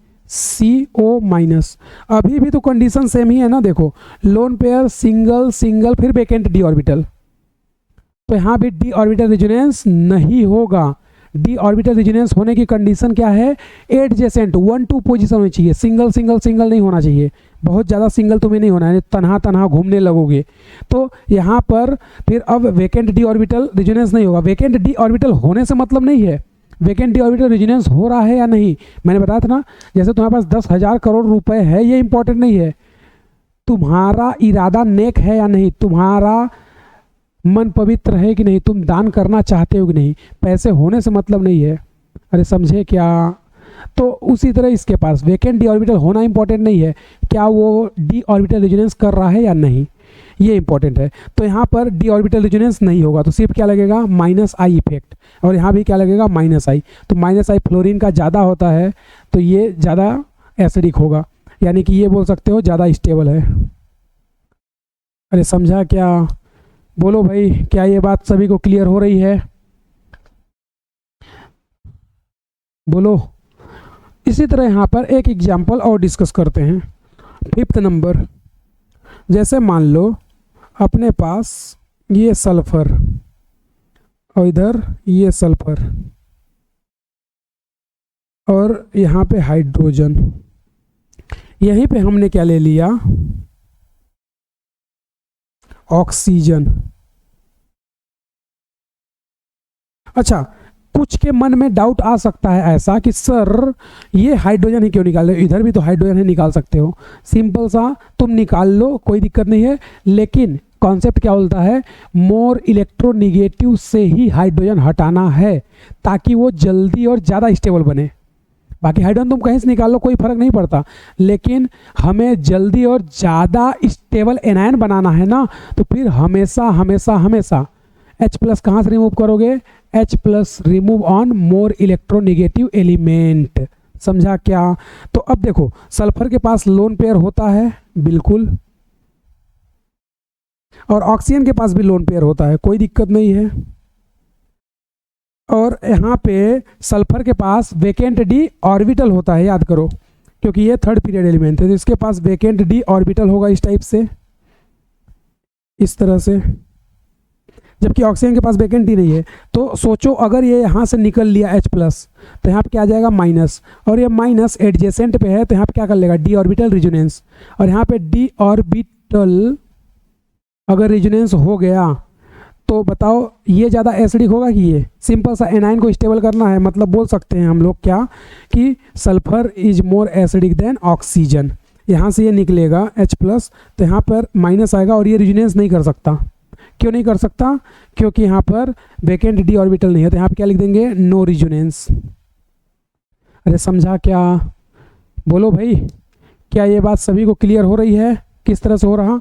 अगला एक एग्जाम्पल और लेते हैं लास्ट, और इसको ख़त्म करते हैं केस नंबर 2 को। एग्जाम्पल नंबर 6, जैसे मान लो अपने पास है इस तरह से CH3, और यहाँ पे हम लोग क्या ले रहे हैं, फेनिल नहीं, फास्फोरस, PMe3, Me3 मतलब मेथिल, और यहीं पे ले रहे हैं CH3NMe3 मतलब मिथाइल। तो सिंपल सा ये बताओ मुझे, यहाँ से अगर तुम H प्लस को ऐसे कर लो, ये हाइड्रोजन और इधर से ये हाइड्रोजन, तो इसको अगर तुम हटाओगे तो ये यहाँ पे आएगा माइनस, और ये कर लेगा वेकेंट डी रिजोनेंस। इसको यहाँ से हटाओगे तो यहाँ पे आएगा माइनस, यहाँ पे रिजोनेंस नहीं होगा, तो यहाँ पर डी रिजोनेंस होगा और यहाँ पर रिजोनेंस नहीं होगा। तो ज़्यादा एसिडिक कौन होगा, फास्फोरस वाला। क्यों? क्योंकि यहाँ पर डी ऑर्बिटल रिजोनेंस हो जाएगा, एडजेसेंट है ना। तो सिंपल सा हमारा कॉन्सेप्ट क्या बोलता है, कॉन्सेप्ट बोलता है कि H प्लस हटाओ और स्टेबिलिटी एनायन की बनाओ। सिंपल सा एक कॉन्सेप्ट। बोलो भाई, क्या ये बात सभी को क्लियर है क्या? चलो, तो ये 6 एग्जाम्पल में ध्यान रखना कहाँ वेकेंट डी ऑर्बिटल कॉन्सेप्ट लगेगा और कहाँ नहीं लगेगा। वेकेंट डी ऑर्बिटल होना इंपॉर्टेंट नहीं है, वो रिजोनेंस में पार्टिसिपेट कर रहा है या नहीं। जैसे इनमें नहीं कर रहा लेकिन इनमें कर रहा, एडजेसेंट हमें चाहिए सिंपल सा एक लाइन में। हाइड्रोजन हमेशा मोर इलेक्ट्रोनिगेटिव एलिमेंट से ही रिमूव करना है। यहाँ पे मैं लिख देता हूँ नोट, क्या, H plus always remove on more EN, हमेशा H प्लस मोर ईएन से ही रिमूव करोगे, कहीं से भी नहीं कर सकते। क्यों? क्योंकि हमें जल्दी और ज़्यादा स्टेबल बनाना है। समझा क्या? चलो इसको जल्दी से नोट करो, देन उसके बाद अगला कॉन्सेप्ट देखते हैं। 1 2 3 4 5, चलो आ जाओ नेक्स्ट कॉन्सेप्ट देखते हैं। केस नंबर 3, ये केस 2 था ना, वेकेंट डी या डी ऑर्बिटल रिजोनेंस।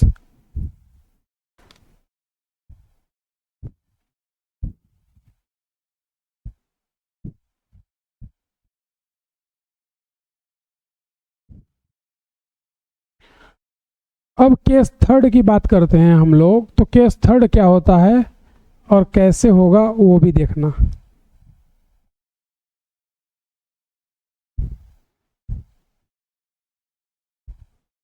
अब केस 3 की बात कर लेते हैं, ठीक है भाई। केस 3 क्या बोलता है केस थर्ड में अल्फा बीटा गामा हाइड्रोजन में एसिडिक ऑर्डर देखना है हमें। तो यहाँ पे लिखेंगे केस थर्ड। केस थर्ड में हम लोग देख रहे हैं क्या, gamma hydrogen, gamma hydrogen is more acidic, gamma hydrogen is more acidic then alpha hydrogen. ये कॉन्सेप्ट है, ठीक है। अब इसको कैसे समझना है वो पहले समझ लेते हैं। जैसे मान लो अपने पास एग्जाम्पल ले लेते हैं हम लोग। यहाँ पे मैंने एग्जाम्पल लिया नंबर फर्स्ट, हमने ले लिया acetone CH3 C double bond O CH2 और यहाँ पे ये हाइड्रोजन, ठीक है। और यहीं पे एक कंपेयर कर लेते हैं एल्काइन का, CH2 CH double bond CH2 और ये हाइड्रोजन, ठीक है भाई। आ जाओ, अब यहाँ पे देखोगे तो हमारा कॉन्सेप्ट क्या बोलता है, H+ हटाओ और एनायन को स्टेबल बनाओ, तो यहाँ पे माइनस आएगा। यहाँ से H+ हटाओगे तो यहाँ पे माइनस आएगा। अब ये माइनस रिजोनेंस करेगा, ये भी रिजोनेंस करेगा। रिजोनेंस करने पे इसका कॉन्जुगेटिंग स्ट्रक्चर या रिजोनेटिंग स्ट्रक्चर क्या बनेगी, CH3 CO minus double bond CH2। इसका स्ट्रक्चर क्या बनेगा, इसका बनेगा CH2 double bond CH single bond CH2 minus, ये यहाँ आ जाएगा। तो अब ये बताओ, इसमें पहले भी कार्बन पे ही माइनस आ रहा था, अब भी कार्बन पे ही माइनस आ रहा है। इसमें देखोगे तो माइनस कहाँ चला गया, ऑक्सीजन पे, मोर EN पर निगेटिव, मोर स्टेबल। तो यहाँ से बोल सकते हैं कि कीटोन या अल्फा कीटो या अल्फा हाइड्रोजन जो कीटोन से अटैच है उसका एसिडिक स्ट्रेंथ एल्कीन से ज़्यादा होगा।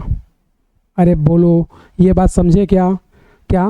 बाकी ये बताएंगे ये क्या है, कैसे है। पहले तो तुम अल्फा हाइड्रोजन का समझ लो। यहाँ पे कितने अल्फा हाइड्रोजन हैं, 6 अल्फा हाइड्रोजन। यहाँ पे कितने अल्फा हाइड्रोजन हैं, 3 अल्फा हाइड्रोजन। तो अल्फा हाइड्रोजन कितना है उससे मतलब नहीं है, कम ज़्यादा हो उससे हमें मतलब नहीं है, क्योंकि आगे अभी देखोगे कि अल्फा हाइड्रोजन नहीं होता है, कम होता है तो भी एसिडिक स्ट्रेंथ ज़्यादा होती है। तो अभी मैं तुम्हें बस ये बता रहा कि अल्फा हाइड्रोजन, ये अल्फा है ना भाई, ये तुम्हारा अल्फा है ना, अल्फा कार्बन, और ये भी अल्फा कार्बन, इधर पे ये अल्फा कार्बन। तो अल्फा हाइड्रोजन का एसिडिक स्ट्रेंथ कैसे कंपेयर करते हैं वो तुम्हें बता रहा। तो इसमें मोर EN पर निगेटिव, मोर स्टेबल। तो यहाँ पे मैं लिख दे रहा हूँ क्या, negative charge is more stable, negative charge is more stable on more EN, इसलिए इसका एसिडिक स्ट्रेंथ ज़्यादा होगा। ये बात तुम्हें क्लियर है क्या? बोलो भाई, क्या ये बात तुम्हें क्लियर है? बोलो।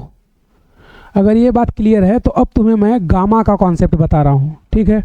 तो यहीं पर देखना गामा का कॉन्सेप्ट क्या है। यहाँ पे एग्जाम्पल नंबर 2 लेता हूँ गामा वाला। जैसे मान लो अपने पास है CH3 C double bond O CH double bond CH CH3। यहाँ पे हाइड्रोजन को मैं ऐसे कर लेता हूँ, देखो CH2 और ये H, यहाँ पर CH2 और ये H। तो देखो ये अपना फंक्शनल ग्रुप है ना, तो ये क्या होगा अल्फा, तो ये क्या होगा बीटा, तो ये क्या होगा गामा, और ये अल्फा। एक बार अल्फा से हाइड्रोजन हटाओ और इधर पे गामा से, दोनों का एसिडिक स्ट्रेंथ कंपेयर करते हैं, विच हाइड्रोजन इज मोर एसिडिक।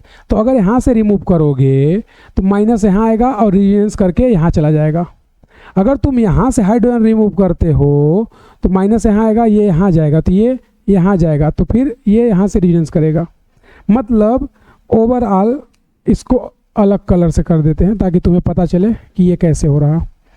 इसको ब्लैक से कर लेते हैं, ठीक है। ये यहाँ देगा तो ये यहाँ जाएगा और उसके बाद ये यहाँ से यहाँ जाएगा।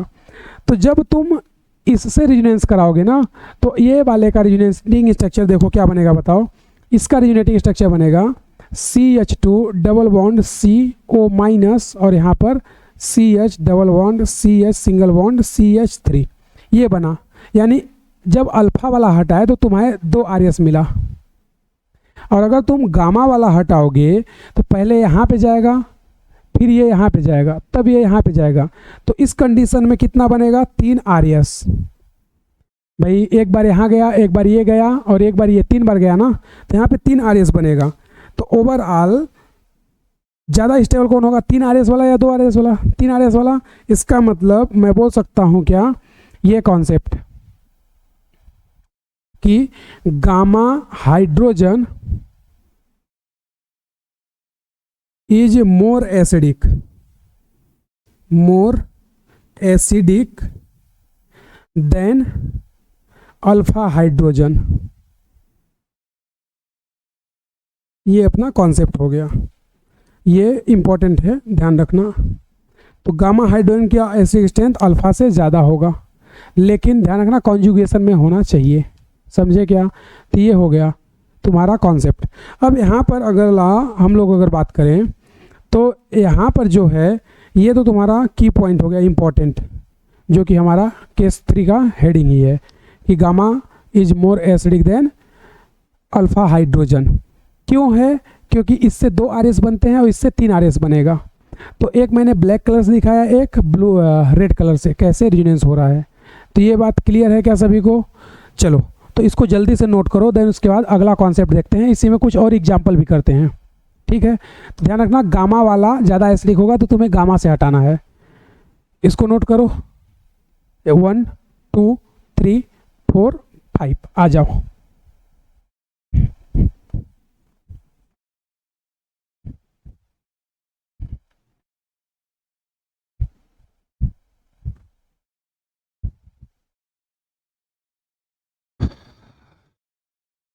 इसी में और एग्जाम्पल थोड़ा डिस्कस कर लेते हैं ताकि तुम्हारा और कॉन्सेप्ट अच्छे से क्लियर हो जाए। देखना, जैसे मान लो हमने क्या ले लिया, एग्जाम्पल नंबर 3। सपोज दैट अपने पास ये है, ठीक है भाई, और ये ऐसे यहाँ पे मान लो जो हाइड्रोजन है, एक हाइड्रोजन यहाँ पे है और एक हाइड्रोजन यहाँ पे है, 3 हाइड्रोजन है। तीनों का मैं नाम लिख देता हूँ H1 H2 H3। ये है H1, ये है H2 और ये है H3। तुम्हें बताना है विच हाइड्रोजन इज मोर एसिडिक, और इसमें तीनों हाइड्रोजन H1 H2 H3 का एसिडिक ऑर्डर कंपेयर क्या होगा, मतलब एसिडिक ऑर्डर का स्ट्रेंथ, एसिडिक स्ट्रेंथ का ऑर्डर लिखना है। तो सिंपल सा तुम देखोगे, तो अगर तुम यहाँ से H+ हटाओगे तो यहाँ पे क्या आएगा, माइनस, ये रिजोनेंस कर लेगा, ठीक है भाई। तो इसके 2 RS बनेंगे। अब यहाँ से तुम हटाओगे तो यहाँ पे तो कोई रिजोनेंस नहीं होगा ना, क्योंकि lone pair single single, lone pair single single, तो यहाँ पे नो रिजोनेंस। तो यहाँ पे लिख सकते हो नो रिजोनेंस, यहाँ पर रिजोनेंस हो जाएगा। और अगर यहाँ से हटाओगे तो यहाँ पे माइनस आएगा, तो ये इधर रिजोनेंस करेगा, फिर ये इधर करेगा, उसके बाद ये इधर कर लेगा। तो यहाँ पर इसके 3 RS बन जाएंगे। ये दिख रहा है ना, पहला ये, दूसरा ये, तीसरा ये, यहाँ पे 2 RS बनेंगे। और याद करो अल्फा बीटा गामा क्या है, ये हो गया तुम्हारा अल्फा, ये बीटा और ये गामा, इधर से ये अल्फा और ये बीटा। तो गामा ज़्यादा एसिडिक होगा ना, तो सबसे ज़्यादा एसिडिक कौन होगा, H3, देन उसके बाद H1, देन उसके बाद H2। तो ऐसे तुमसे 3-4 हाइड्रोजन बना करके दे देगा, बोलेगा इनका एसिडिक स्ट्रेंथ का ऑर्डर, या सीधे बोल देगा which hydrogen is more acidic, ABCD या 1 2 3 करके दे देगा। तो ये ध्यान रखना, ये ऑर्डर क्यों आ रहा है, क्योंकि H3 से अगर हाइड्रोजन जाता है तो इसके 3 RS बनते हैं, इसके 2 RS बनते हैं। इसमें तो कोई रिजोनेंस ही नहीं है, no resonance, no resonance. Hyperconjugation भी नहीं होगा, क्योंकि एनायन में हाइपर कॉन्जुगेशन नहीं होता। हाइपर कॉन्जुगेशन केवल 3 जगह, कहाँ कहाँ बताओ, बोलो बोलो बोलो बोलो, कार्बोकेटायन, फ्री रेडिकल, अल्कीन। समझा क्या। चलो एक क्वेश्चन या एक एग्जांपल और डिस्कस कर लेते हैं, बोलो कर ले क्या, अरे बोलो भाई, चलो आ जाओ। तो एक एग्जांपल और डिस्कस करते हैं।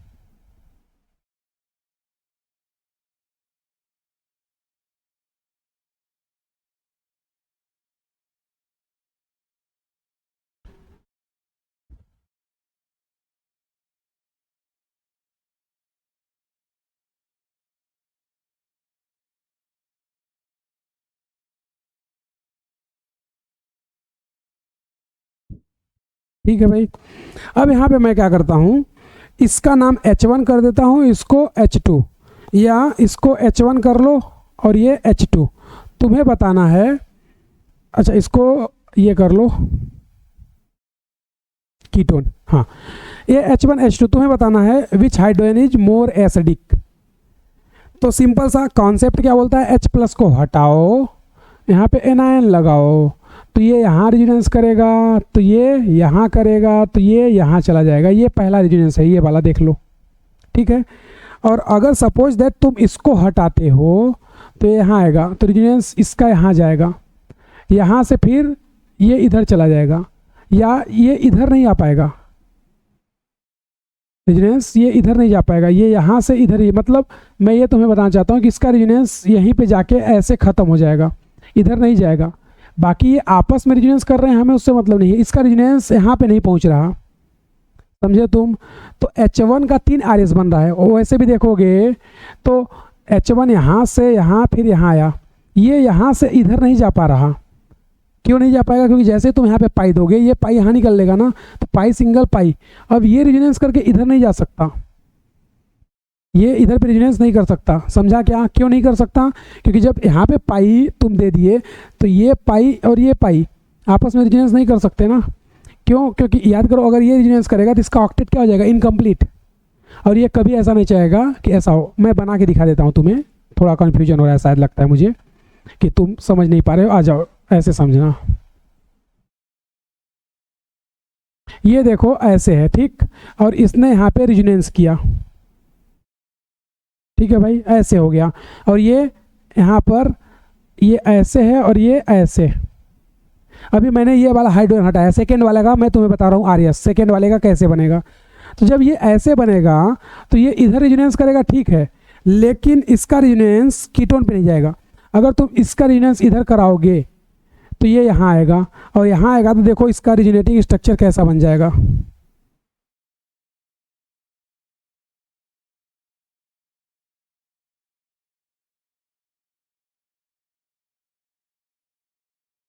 ये देखोगे, ये ऑक्सीजन, ये जैसे तुम इसको यहाँ दोगे ये यहाँ आ जाएगा, तो यहाँ पे माइनस और यहाँ पे प्लस, और ऑक्सीजन के पास 2 लोन पेयर। अब ऑक्सीजन का ऑक्टेट क्या हो गया बताओ, इनकम्प्लीट।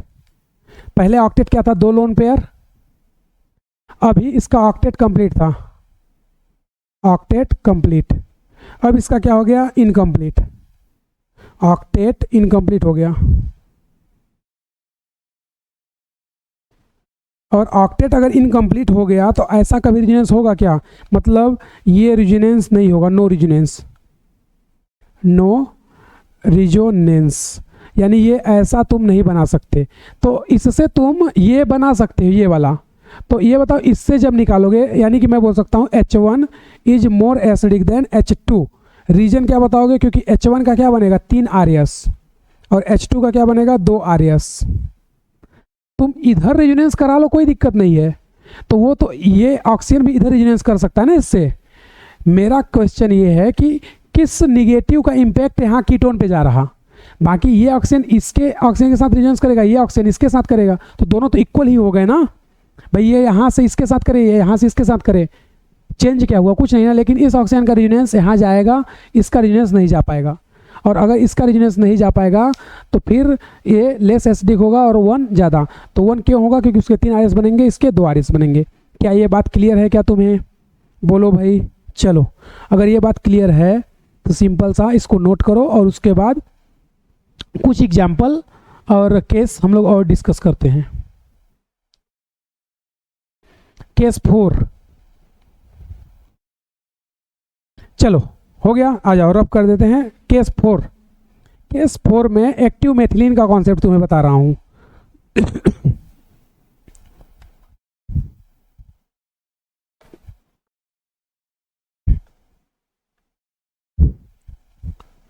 केस 4 अभी मैं तुम्हें बस सिखा रहा हूँ कि कैसे एसिडिक स्ट्रेंथ देखना है, देन उसके बाद हम लोग सारे मिक्स करके क्वेश्चन करेंगे। तुम टेंशन मत लो, सारे क्वेश्चन तुम्हारे हो जाएंगे एसिड बेस के। देन उसके बाद लास्ट में हम लोग डिस्कस कर लेंगे बहुत सारे क्वेश्चंस। तो केस नंबर 4, केस 4 क्या है, एक्टिव मिथाइलिन ग्रुप। अगर एक्टिव मिथाइलिन ग्रुप है तो वो बहुत एसिडिक होता है। क्यों ऐसा होता है, सिंपल सा मिथाइलिन क्या होता है CH2, इसके दोनों साइड अगर तुम -M ग्रुप लगा दिए, -M ग्रुप, तो -M के कारण वो क्या हो जाएगा, हाईली स्टेबल। भाई अगर यहाँ पे दोनों साइड -M लगा दोगे तो ये हाईली स्टेबल होगा ना, क्योंकि माइनस को स्टेबल माइनस करेगा। तो एक्टिव मिथाइलिन यानी CH2 होना चाहिए, और एक्टिव मिथाइलिन अगर वो है और CH2 है तो वो मोर स्टेबल होगा और उसका एसिडिक स्ट्रेंथ और के कंपेयर में बहुत ज़्यादा होता है। अब इसको पहचानोगे कैसे, तो जैसे एक एग्जांपल समझना, जैसे मान लो हमने ये ले लिया CH3 और ये कीटोन और ये कीटोन और इधर पे CH3। तो देखो ये ग्रुप तुम्हें दिख रहा है, ये वाला CH2, ये एक्टिव मिथाइलिन है, और यहीं पे मैं तुम्हें ले रहा हूँ acetone CH3 C double bond O CH2 और ये हाइड्रोजन। यहाँ पे एक H+ रिमूव करते हैं, तो यहाँ से H+ रिमूव करोगे तो यहाँ पे आएगा माइनस, ये रिजोनेंस करेगा और ये यहाँ चला जाएगा, मतलब ओवरऑल यहाँ पे 2 RS बन जाएंगे, सिंपल सा। ठीक है भाई। अब यहाँ पे अगर ये वाला हाइड्रोजन, अच्छा तुम चाहो तो ये भी हाइड्रोजन हटा सकते हो, लेकिन ये हाइड्रोजन हटाओगे तो ये कीटोन वाला बनेगा ना, और ये तो हम ऑलरेडी पढ़ चुके ना। तो हमें क्या, मोर स्टेबल बने वहाँ से हाइड्रोजन हटाओ। तो अगर यहाँ से हाइड्रोजन तुम रिमूव करते हो, माइनस यहाँ आएगा, ये इधर जाएगा तो यहाँ पे रिजोनेंस होगा। तो इसका जो रिजोनेटिंग स्ट्रक्चर बनेगा देखो वो क्या बनेगा, CH3 और ये O- और ये डबल बॉन्ड और ये डबल बॉन्ड और ये CH3। ठीक है भाई। अब अगला जब रिजोनेंस कराओगे तो ये यहाँ देगा तो ये यहाँ चला जाएगा, तो ये यहाँ आ जाएगा। तो नेक्स्ट इसकी रिजोनेटिंग स्ट्रक्चर क्या बनेगी मुझे बताओ। नेक्स्ट रिजोनेटिंग स्ट्रक्चर इसकी क्या बन गई, CH3 C double bond O और ये डबल बॉन्ड और इधर पे ऑक्सीजन, ये माइनस और ये CH3। तो ओवरऑल तुम देखोगे तो इसके 3 RS बन गए, 1 2 3, इसके 2 RS बन रहे थे तो इसके 3 RS बने और इसके 2। तो बताओ ज़्यादा एसिडिक कौन होगा, ज़्यादा एसिडिक ये होगा या वो होगा ना। तो एक्टिव मिथाइलिन के, या ऐसा भी बोल सकते हो कि ये कीटोन है ना, ये ग्रुप क्या है तुम्हारा, कीटोन, मतलब -M लगा लिया। इधर का ये भी ग्रुप तो क्या होगा, ये भी ग्रुप क्या होगा, -M। तो दोनों साइड से -M लग रहा है। इसमें देखोगे तो ये क्या है, CH3 है ना, तो ये -M नहीं लगाएंगे, ये क्या लगाएंगे, +I। तो -M दोनों साइड से लग रहा है, इसलिए एक्टिव मिथाइलिन का एसिडिक स्ट्रेंथ इनसे ज़्यादा होगा। तो यहाँ पर एसिडिक स्ट्रेंथ एक्टिव मिथाइलिन का बहुत ज़्यादा होता है। ये कॉन्सेप्ट है, समझा क्या। तो एक्टिव मिथाइलिन तुम्हें ढूंढना है और कुछ नहीं, बस क्या ढूंढना है यहाँ पर, एक्टिव मिथाइलिन, एक्टिव मिथाइलिन, बस ये ढूंढ लो, तुम्हारा क्वेश्चन बन जाएगा। ये पहला कॉन्सेप्ट। तो केस नंबर 4 में पहला कॉन्सेप्ट। अगर इसी में एक आध क्वेश्चन की और बात करें, जैसे मान लो एग्जाम्पल ले लेते हैं, सपोज दैट सेकेंड नंबर हमारे पास इस टाइप से है और एक हमारे पास, तुम्हें एक्टिव मिथाइलिन पहले ढूंढने आना चाहिए कैसा दिखता है। तो देखोगे तुम 2 कीटो यानी डाई कीटो के बीच में CH2 फंस जाए, तो ये तुम्हें दिख रहा है CH2 यहाँ पे, ये है एक्टिव मिथाइलिन, शॉर्ट में AM, एक्टिव मिथाइलिन, और ये सिर्फ कीटो है। तो एक्टिव मिथाइलिन का एसिडिक स्ट्रेंथ कीटो से क्या होगा, ज़्यादा होगा। उसी तरह थर्ड एग्जाम्पल सपोज दैट, मान लो मैं यहाँ पर अब एक्टिव मिथाइलिन ले रहा हूँ, ठीक, और यहीं पे मैं या फिर सिर्फ कीटोन ले रहा हूँ और ईस्टर लेता हूँ, ये इस टाइप से, और इसके पास ये हाइड्रोजन, और यहीं पे मैं ले रहा हूँ Easter CH3 C double bond O और यहाँ पर ET। ठीक है भाई, आ जाओ। तो ये बताओ, इसमें तो पहले से ही रिजोनेंस चल रहा है ना, तो अगर तुम H+ यहाँ से निकालोगे, सपोज दैट H+ यहाँ से निकाल लिए, तो यहाँ पे माइनस आएगा और ये क्या करेगा, इधर से रिजोनेंस, लेकिन ये पहले से ही रिजोनेंस स्टेबलाइज है।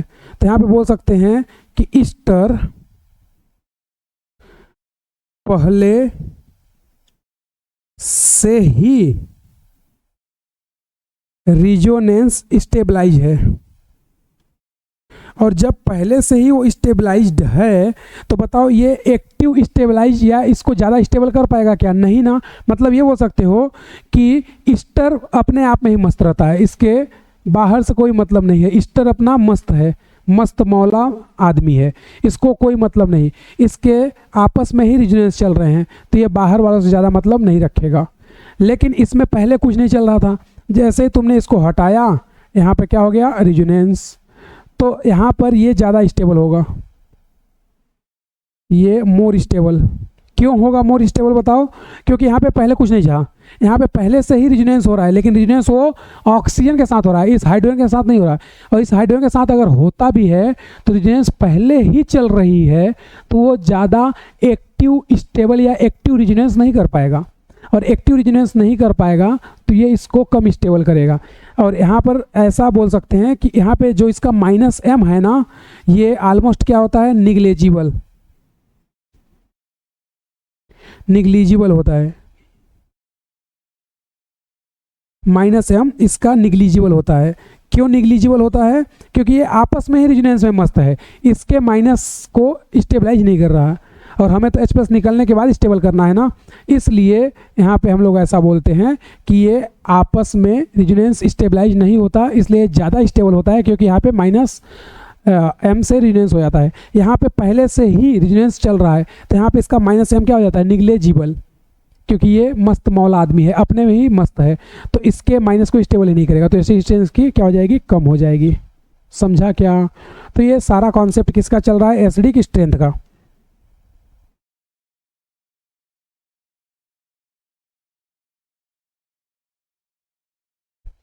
समझे भाई? अरे बोलो।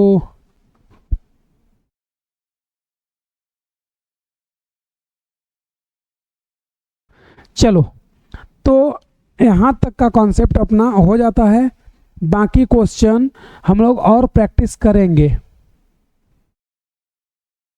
लेकिन कब? कल। तो यहाँ तक के आज के टॉपिक को हम लोग क्या करते हैं भाई? ख़त्म करते हैं। इसके केस 2-3 और बचे हैं, उसके बाद एसिडिक स्ट्रेंथ खत्म हो जाएगा। फिर तुम्हें एक एसिडिक स्ट्रेंथ का बहुत सा बड़ा और अच्छा सा ऑर्डर बता दूंगा, देन उसके बाद ये कॉन्सेप्ट क्या हो जाएगा बताओ? ख़त्म। फिर उसके बाद बेसिक स्ट्रेंथ। तो पहले एसिडिक, इसके केस 2-3 और हैं, उसके बाद हम लोग क्या पढ़ेंगे? यहाँ पर एसिडिक स्ट्रेंथ के और सारे क्वेश्चन डिस्कस करेंगे। पहले क्वेश्चन फिर बेसिक स्ट्रेंथ, यानी कि कल के लेक्चर में बेसिक स्ट्रेंथ हमारा हो सकता है कि लास्ट हो जाए, फिर उसके बाद एसिडिक खत्म, बेसिक खत्म, फिर टोटो। तो 2-3 लेक्चर में तुम्हारा चैप्टर मैं ख़त्म कर दूंगा, टेंशन मत लो। यहाँ तक तुम एक बार रीड करके आना, उसके बाद हम लोग और आगे की चीज़ें पढ़ेंगे। समझे भाई? तो यहाँ पे और भी इसमें क्वेश्चन हम लोग डिस्कस करेंगे, लेकिन अभी यहाँ तक हम लोग कर लेते हैं, ठीक है? चलो, तो यहाँ तक तुम लोग सभी लोग रीड कर लेना, बाकी सभी लोग अच्छे से मस्त मज़े से पढ़ते रहो, कोई दिक्कत नहीं है, मैं तुम्हारे साथ हूँ। जब भी तुम्हें कोई डाउट आए, टेलीग्राम पे मैंने तुम्हें क्वेश्चन वगैरह भेज रखा है, और मेरा नंबर भी बहुत लोगों के पास है, तो लोग आपस में एक दूसरे से ले सकते हो, कोई दिक्कत नहीं है, और वहाँ पे हम लोग डिस्कस कर सकते हैं। चलो, तो आज का लेक्चर ख़त्म करते हैं। सभी लोग एक बार रिवाइज करके आना नेक्स्ट लेक्चर में, और मस्त मज़े से सारे एसिडिक के क्वेश्चन करवाएंगे, 1-2 केस और है। थैंक यू एवरीवन, मिलते हैं फिर नेक्स्ट लेक्चर में।